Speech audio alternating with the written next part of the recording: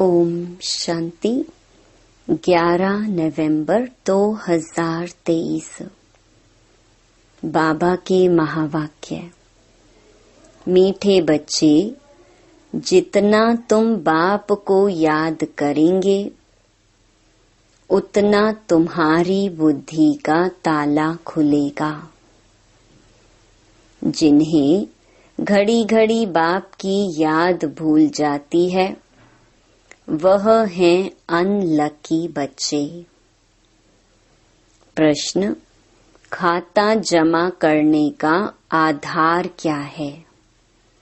सबसे बड़ी कमाई किसमें है? उत्तर, खाता जमा होता है दान करने से।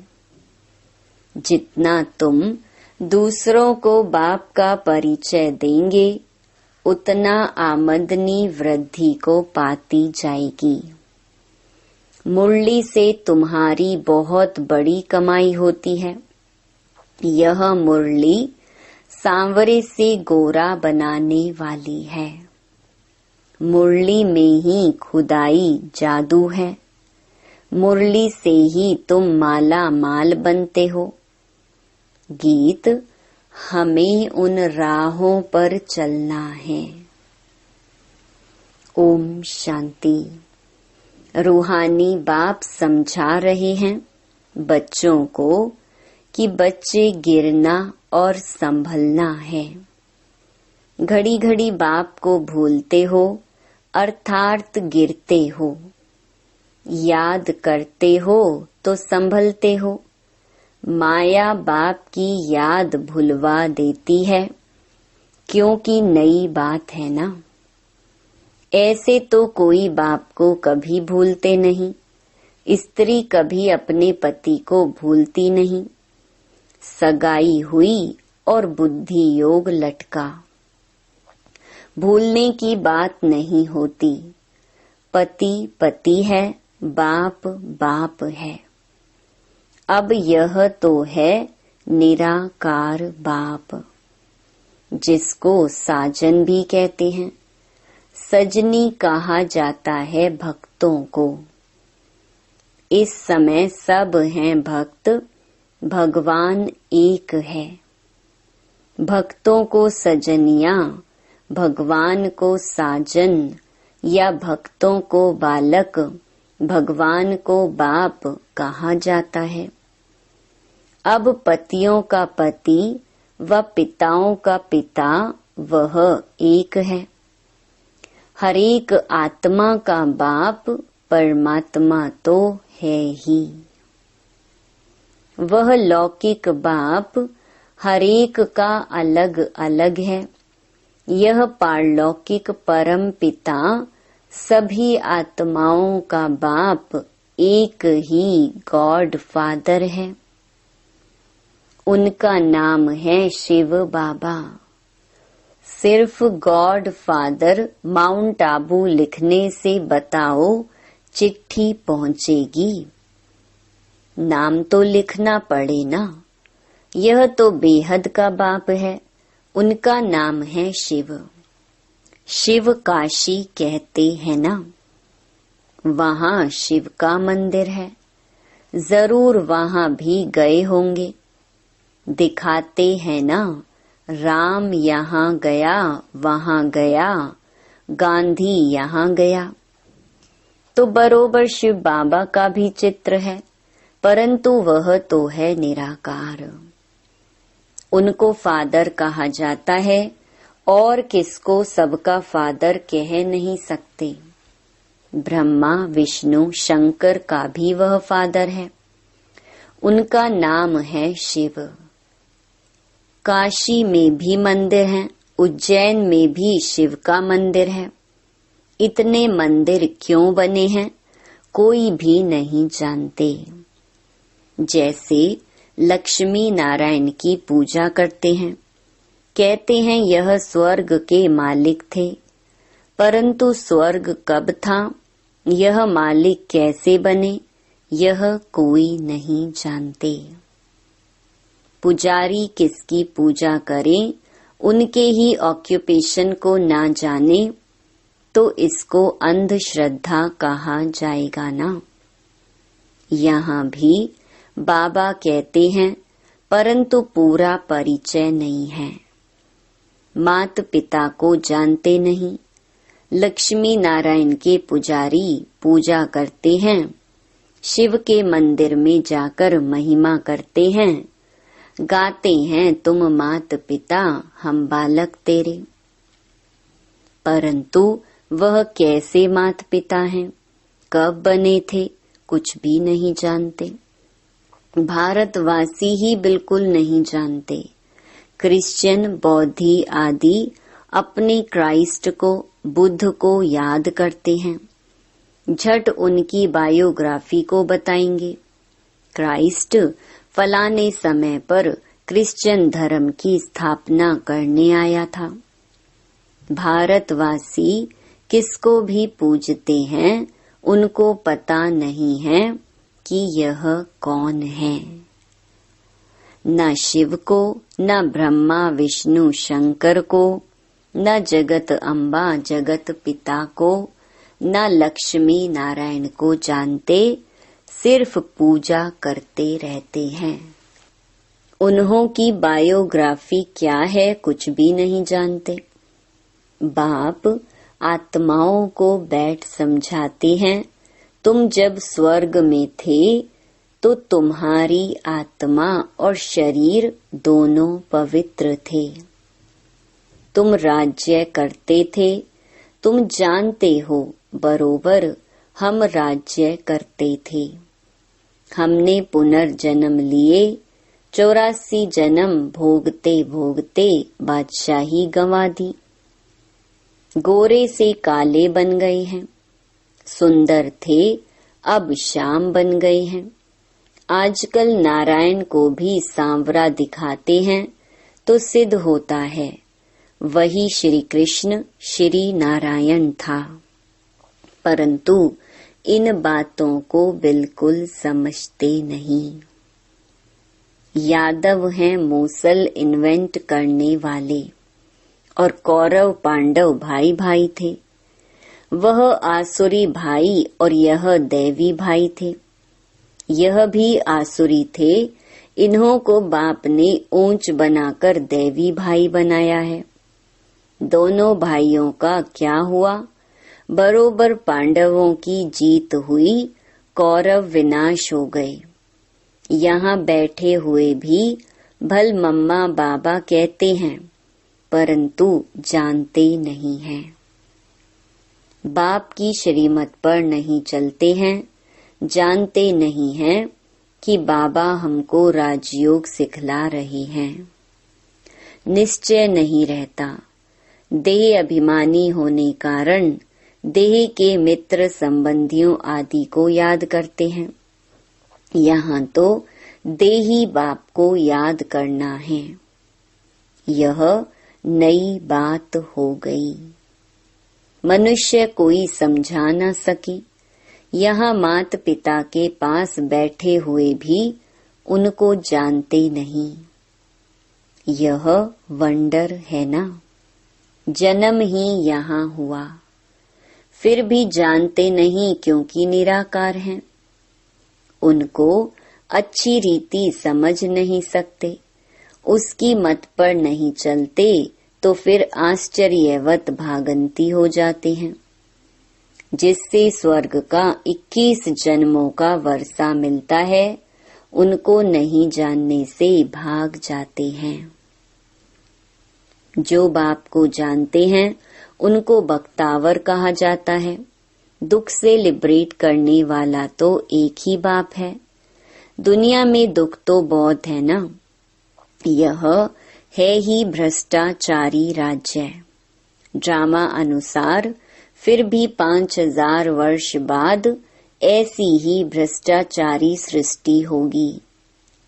फिर बाप आकर सत्युगी श्रेष्ठाचारी स्वराज्य स्थापन करेंगे। तुम मनुष्य से देवता बनने आए हो, यह है मनुष्यों की दुनिया। देवताओं की दुनिया सतयुग में होती है। यहाँ है पतित मनुष्य, पावन देवताएं सतयुग में होते हैं। यह तुमको ही समझाया जाता है जो तुम ब्राह्मण बने हो। जो ब्राह्मण बनते जाएंगे उनको समझाते जाएंगे। सब तो ब्राह्मण नहीं बनेंगे। जो ब्राह्मण बनते हैं वही फिर देवता बनेंगे। ब्राह्मण ना बना तो देवता बन ना सके। बाबा मम्मा कहा तो ब्राह्मण कुल में आया। फिर है सारा पढ़ाई के पुरुषार्थ पर मदार। यह किंगडम स्थापन हो रही है और इब्राहिम, बुद्ध आदि कोई किंगडम स्थापन नहीं करते हैं। क्राइस्ट अकेला आया, किसी में प्रवेश कर क्रिश्चियन धर्म स्थापन किया। फिर जो क्रिश्चियन धर्म की आत्माएं ऊपर में हैं, वह आती रहती हैं। अभी सब क्रिश्चियंस की आत्माएं यहाँ हैं। अभी अंत में सबको वापस जाना है। बाप सभी का गाइड बन सबको दुख से लिबरेट करते हैं। बाप ही है सारी ह्यूमैनिटी का लिबरेटर और गाइड। सब आत्माओं को वापस ले जाएंगे। आत्मा पतित होने कारण वापस जा नहीं सकती है। निराकारी दुनिया तो पावन है ना। अभी यह साकारी सृष्टि पतित है। अब इन सबको पावन कौन बनाए जो निराकारी दुनिया में जा सके। इसलिए बुलाते हैं, ओ गॉड फादर आओ। गॉड फादर आकर बतलाते हैं कि मैं एक ही बार आता हूँ जब सारी दुनिया भ्रष्टाचारी बन जाती है। कितनी गोलियां बारूद आदि बनाते रहते हैं एक दो को मारने के लिए। एक तो बॉम्ब्स बना रहे हैं, दूसरे फिर नेचुरल कैलेमिटीज, फ्लड्स, अर्थक्वेक आदि होंगी। बिजली चमकेगी, बीमार पड़ जाएंगे क्योंकि खाद तो बननी है ना। गंध की ही खाद बनती है ना। तो इस सारी सृष्टि को खाद चाहिए जो फिर फर्स्ट क्लास उत्पत्ति हो। सतयुग में सिर्फ भारत ही था, अब इतने सबका विनाश होना है। बाप कहते हैं, मैं आकर दैवी राजधानी स्थापन करता हूँ और सब खत्म हो जाएंगे। बाकी तुम स्वर्ग में आएंगे। स्वर्ग को तो सब याद करते हैं ना, परंतु स्वर्ग कहाँ किसको जाता है यह कोई को पता नहीं। कोई भी मरेगा कहेंगे स्वर्गवासी हुआ। अरे कलयुग में जो मरेंगे तो जरूर पुनर्जन्म कलयुग में ही लेंगे ना। इतना भी अक्ल कोई में नहीं है।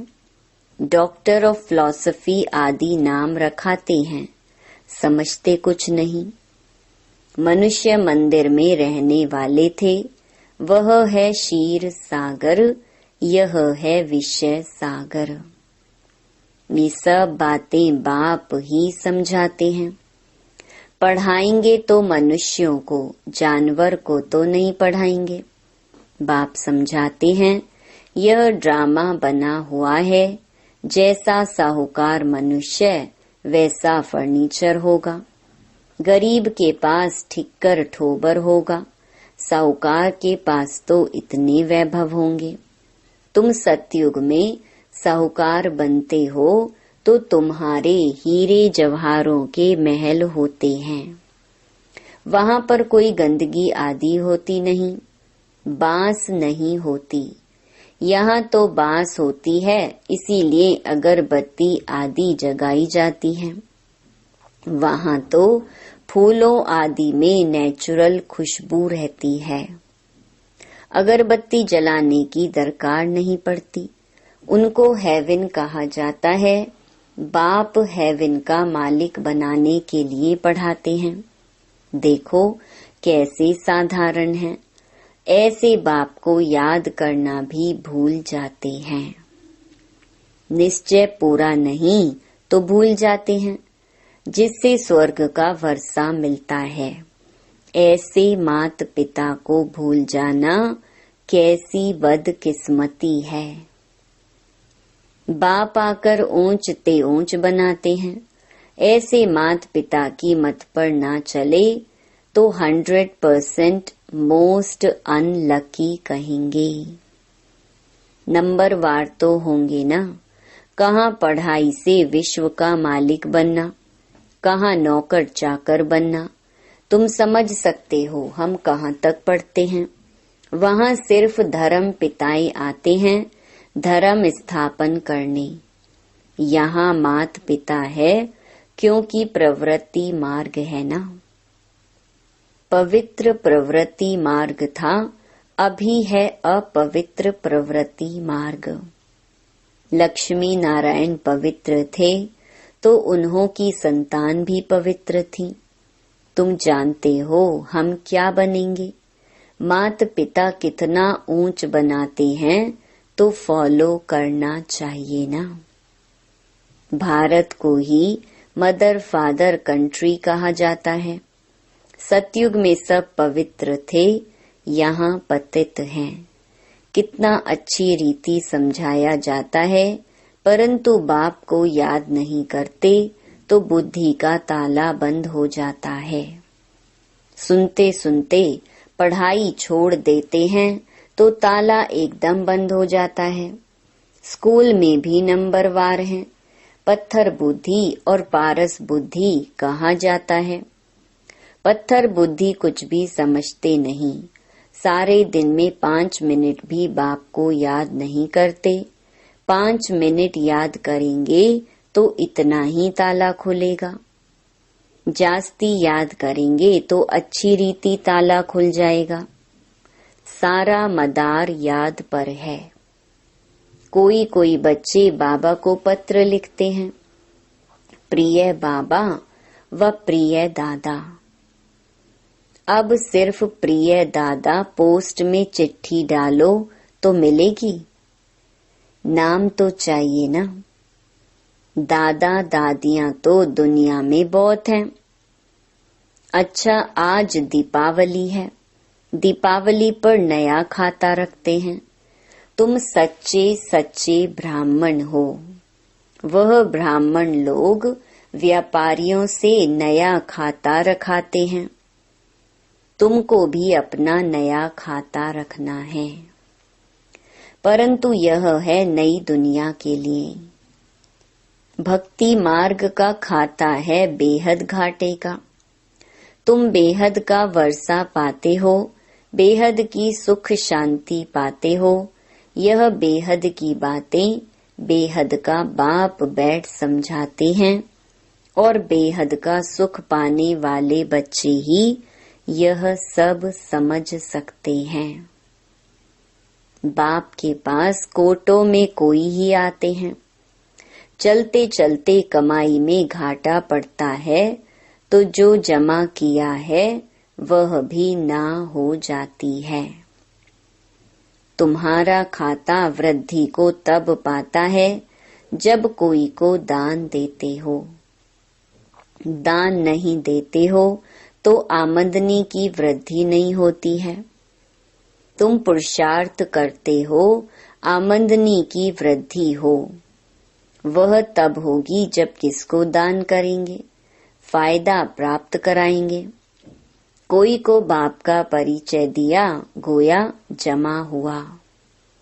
परिचय नहीं देते हो तो जमा भी नहीं होता है। तुम्हारी कमाई बहुत बहुत बड़ी है। मुरली से तुम्हारी सच्ची कमाई होती है।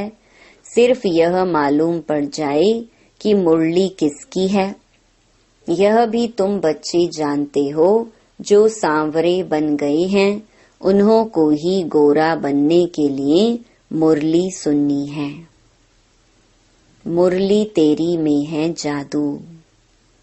खुदाई जादू कहते हैं ना, तो इस मुरली में खुदाई जादू है। यह ज्ञान भी तुमको अभी है, देवताओं में यह ज्ञान नहीं था। जब उनमें ही ज्ञान नहीं था तो पिछाड़ी वालों में ज्ञान कैसे हो सकता। शास्त्र आदि भी जो बाद में बनते हैं वह सब खत्म हो जाएंगे। तुम्हारी यह सच्ची गीताएं तो बहुत थोड़ी हैं। दुनिया में तो वह गीताएं लाखों की अंदाज में होंगी। वास्तव में यह चित्र ही सच्ची गीता है। उस गीता से इतना नहीं समझ सकेंगे जितना इन चित्रों से समझ सकेंगे। अच्छा, मीठे मीठे सिकिलधे बच्चों प्रति माता पिता बाप दादा का याद प्यार और गुड मॉर्निंग। रूहानी बाप की रूहानी बच्चों को नमस्ते।